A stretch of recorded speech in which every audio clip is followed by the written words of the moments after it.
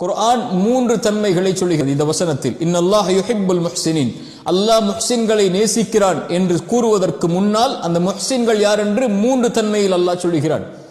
முதல் தன்மை அல்லதீன யுன்ஃபிகூன ஃபிஸ் ஸர்ரா வத்தர்ரா, தங்களுக்கு ஏழும் பொழுதும் தங்களுக்கு கடினம் இருக்கும் போதும் அல்லாஹ்வுடைய பாதையில் செலவு செய்வார்கள். எளிமையாக சொல்கிறேன், தன்னால் முடியும் போதும் தன்னால் முடியாத போதும் அல்லாஹ்வுடைய பாதையில் ஏழைகளுக்காக உணவளிப்பான்.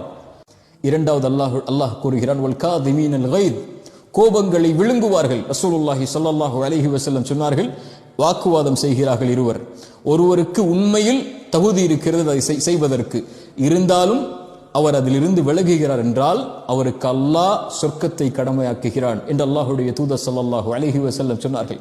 ஒரு கோபத்தை ஏற்படுத்தினால் அதை தடுத்துக் கொள்வான், விழுங்கிக் கொள்வான். ஏன்? இவன் கோபப்படாமல் இருந்தால் அல்லாஹ் இவனோடு கோபம் இல்லாமல் நடந்து கொள்வான். மூன்றாவது வல் ஆஃபீன அனின் நாஸ், மனிதர்கள் செய்யக்கூடிய பாவத்தை மன்னிப்பான். ஏன்? இவன் அல்லாஹ்விற்கு பாவம் செய்கிறான், இவன் செய்யக்கூடிய பாவத்தை அல்லாஹ் மன்னிக்க வேண்டும் என்று விரும்புகிறான், அதனால் இவன் மனிதர்கள் செய்யக்கூடிய பாவத்தையும் மன்னிப்பான்.